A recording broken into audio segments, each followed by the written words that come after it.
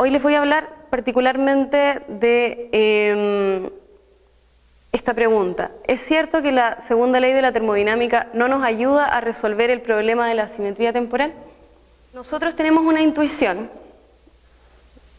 que nos dice que el pasado es estructuralmente distinto al futuro, ¿verdad? Pero la supuesta imposibilidad de explicar la asimetría temporal a partir de la segunda ley de la termodinámica hizo que algunos físicos y filósofos, de hecho muchos, hayan afirmado que la asimetría temporal era una ilusión. La motivación de esta charla es desafiar esta conclusión. Creo que muchos físicos y filósofos han llegado a la conclusión de que la asimetría temporal es una ilusión porque no han dado una buena definición de asimetría temporal. Entonces lo que voy a hacer, y algo que es crucial también para mi tesis, es definir qué vamos a entender por intuición de asimetría temporal. Creo que la intuición de asimetría temporal se puede entender en dos sentidos, uno epistemológico y el otro metafísico. Creemos que el pasado es estructuralmente diferente al futuro porque epistemológicamente tenemos recuerdos del pasado, pero no tenemos recuerdos del futuro. En otras palabras, tenemos registros del pasado, pero no tenemos registros del futuro. Se llama esta asimetría epistemológica porque tiene que ver con la forma en cómo nosotros conocemos el pasado y el futuro. El otro modo de entender la asimetría temporal es la asimetría metafísica, ¿ya? Y afirmo que la asimetría metafísica más importante que observamos a la hora de pensar en el pasado y en el futuro es una asimetría del no determinismo. Esta es la idea de que el pasado está cerrado mientras que el futuro está abierto. Esto significa que el presente puede dar origen a distintos futuros, ya, esta es la intuición, no estoy afirmándolo, pero no puede dar origen a distintos pasados, a pesar de que muchos pasados pudieron dar origen al mismo presente, ya. El presente es incapaz de tener influencia causal sobre el pasado, pero puede tener influencia causal sobre el futuro, y esta influencia tiene la particularidad, según nuestra intuición, de que no es necesaria, es decir, el presente puede dar origen a distintos futuros. La asimetría metafísica del no determinismo queda ilustrada por este esquema típico del tiempo, ¿verdad? A pesar de que muchos pasados pudieron dar origen a este punto presente, se dibuja una línea porque el presente es incapaz de ejercer influencia causal hacia atrás, ¿ya? Entonces, una vez que ocurrió este evento, queda determinado. El futuro, por otro lado, está abierto a distintas posibilidades de actualización, ¿sí? Luego que se hace actual, se traza la línea y aquí se vuelve a representar por las distintas posibilidades de actualización, ¿ya? Como les dije, yo no estoy asumiendo que esto es cierto. Mi pregunta tiene que ver con si la física puede dar cuenta de esta intuición de asimetría temporal, tanto en el sentido epistemológico como en el sentido metafísico, ¿ya? Veamos una explicación plausible de la asimetría epistemológica del tiempo, sin apelar a la física. La asimetría epistemológica, de acuerdo a lo que yo defino, es que podemos tener recuerdos del pasado, pero no del futuro, ¿ya? Suponiendo que en la palabra recuerdos no está incluido el que tenga que ser del pasado, podríamos justificar esta asimetría diciendo que solo recordamos el pasado y no el futuro, porque el pasado tiene influencia causal sobre el presente, mientras que el futuro no, ¿ya? Esa es una explicación que da Sklar en 1993 y me parece una explicación plausible de esta asimetría epistemológica del tiempo. En este sentido, la asimetría epistemológica del tiempo se está explicando a partir del orden causal, ¿ya? Veamos una explicación plausible de la asimetría metafísica del tiempo. Si pensamos que la asimetría metafísica tiene que ver con esta idea de que el pasado está cerrado y el futuro está abierto a distintas posibilidades de actualización, cuenta que la asimetría implica una noción de causalidad. Cuando pensamos en la asimetría metafísica en ese sentido, estamos pensando que el presente no puede tener influencia causal sobre el pasado, pero sí puede tener influencia sobre el futuro y además que esa influencia no está determinada. La mayoría de nuestras acciones las realizamos presuponiendo esta asimetría metafísica del tiempo. Yo no hago nada para ejercer influencia hacia lo que pasó. Asumimos que el pasado ya está cerrado, ¿sí? Determinado, que es irrevocable. Sin embargo, actúo en el mundo suponiendo que el futuro tiene distintas posibilidades de actualización y que lo que yo haga va a influir en el futuro que se actualice finalmente. Estamos pensando entonces la asimetría metafísica del tiempo a la luz de la asimetría causal del no determinismo, ¿ya? Hacia una teoría causal del tiempo. si entendemos la simetría temporal a la base de la simetría de la causalidad, es legítimo preguntarse si el orden temporal es explicable a partir del orden causal. ¿Ya? Esto es lo que se ha llamado en la filosofía, en la literatura, teoría causal del tiempo. ¿Qué es una teoría causal del tiempo? Va a ser una teoría en la que todas las aserciones acerca del tiempo sean reducidas a aserciones acerca de las relaciones causales. Es decir, una teoría donde el orden temporal se reduzca al orden causal. El primero en enunciar una teoría causal del tiempo fue Leibniz, en los principios metafísicos de la matemática, y esta teoría causal del tiempo tomó fuerza con la teoría de la relatividad especial. Los criterios epistemológicos que yo defiendo para una defensa de la teoría causal del tiempo son los siguientes. Debiésemos defender una teoría causal del tiempo si la teoría es inteligible, si la teoría tiene respaldo científico y, ya que es una teoría reduccionista porque se reduce el orden causal al orden temporal, si aceptamos esas dos, tendríamos que aceptar también la teoría causal del tiempo y rechazar una teoría sustancialista por navaja de Occam, porque la teoría causal del tiempo, al ser una teoría reduccionista, va a ser más simple, ¿sí? La inteligibilidad queda mostrada por lo que ya dije, porque se entiende intuitivamente el tiempo como causalidad, y el respaldo científico es lo que voy a ver a continuación. La teoría especial de la relatividad como evidencia científica a favor de la teoría causal del tiempo.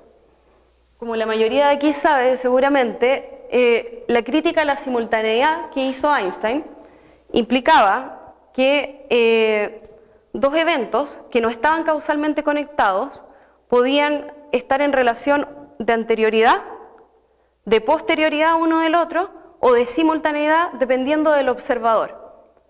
Esto hizo necesario que se establecieran relaciones absolutas de anterioridad y posterioridad, y las relaciones absolutas de anterioridad y posterioridad fueron dadas en base a esta invariante de Minkowski, ¿ya?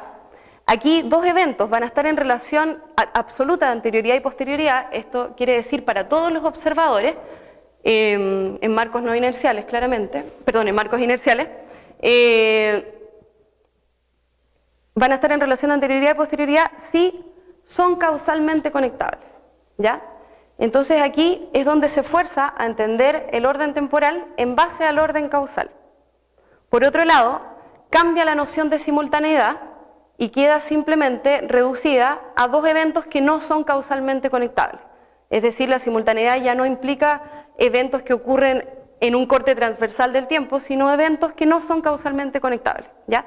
Entonces, si se fijan, las relaciones de temporalidad fueron reducidas de alguna manera a las relaciones de causalidad. Y por eso es que la teoría de la relatividad siempre ha sido la evidencia científica por excelencia a favor de una teoría causal del tiempo.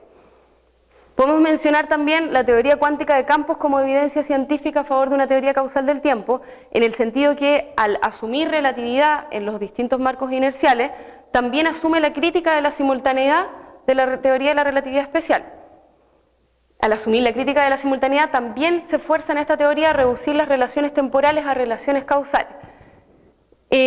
Sin embargo, es difícil defender que a partir de la teoría cuántica de campos emerge una teoría causal del tiempo, porque el concepto de causalidad que existe en la teoría cuántica de campos es muy distinto al concepto de causalidad de la teoría de la relatividad especial y por tanto muy distinto a nuestra idea de causalidad. ¿Cuál es el problema? Tenemos una teoría causal del tiempo, pero si derivamos una teoría causal del tiempo a partir de la teoría de la relatividad especial, nos encontramos con el problema que tienen también el resto de las leyes físicas, sobre todo de la mecánica clásica, que es el problema de la reversibilidad. ¿Qué significa reversibilidad? Que la ley resiste inversión temporal. Si reemplazo el tiempo por el tiempo negativo, voy a obtener un movimiento idéntico pero en sentido contrario, ¿ya? Lo mismo pasa con la teoría de la relatividad especial. Podemos decir entonces que es una teoría que muestra un orden temporal, pero no una dirección del tiempo, en el sentido que no hay manera de distinguir estructuralmente entre lo anterior y lo posterior. No hay manera de distinguir en el cono de Minkowski si el cono va hacia arriba y el cono va hacia abajo. ¿Cuál sería la única manera de distinguirlo? Decir que nosotros tenemos un registro de lo anterior, pero en una teoría causal del tiempo tenemos que reducir lo anterior a la causalidad, a relaciones causales. No nos basta, por lo tanto, con decir que es anterior. La teoría especial de la relatividad no nos permite entonces inferir completamente una teoría causal del tiempo, pues las relaciones de anterioridad y posterioridad no quedan bien definidas. El argumento es circular. A será anterior a B si A puede causar B. Podemos preguntar, ¿qué significa que A cause B? Bueno, que A es anterior a B en el cono. Pero entonces no estamos reduciendo las relaciones de anterioridad y posterioridad a relaciones causales porque la causalidad necesita de la apelación a anterioridad y posterioridad. Pregunta entonces, ¿hay alguna ley física que pueda explicar la diferencia entre anterioridad y posterioridad? Los físicos, los filósofos también pusieron sus ojos en los procesos irreversibles, en los procesos que a diferencia de los procesos descritos por la mecánica clásica no permiten inversión temporal. ¿Cuáles son los procesos irreversibles observados? La expansión del universo, la radiación y la segunda ley de la termodinámica. Se elige la segunda ley de la termodinámica por su carácter legaliforme y porque se piensa que las otras dos se reducen a la segunda ley de la termodinámica. La termodinámica, como ustedes saben, tiene que ver con el aumento de entropía, ¿verdad? Repasemos este concepto brevemente respecto al comportamiento de los gases. El gas se moverá buscando, en este caso, buscando una nueva posición de equilibrio sin necesidad de un trabajo externo. Sin embargo, el gas no puede volver a la posición original sin un trabajo externo. El sistema ha experimentado un proceso irreversible. Si tengo gas en este lado, separado por una membrana, y corto la membrana, el gas se va a expandir. No hay forma de que el gas vuelva a la posición original sin un trabajo externo.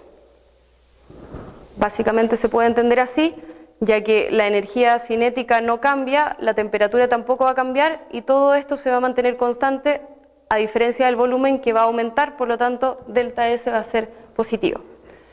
Antes de Boltzmann, la segunda ley de la termodinámica tenía un carácter legaliforme o determinista, podríamos decir, y se podría haber expresado de la siguiente manera.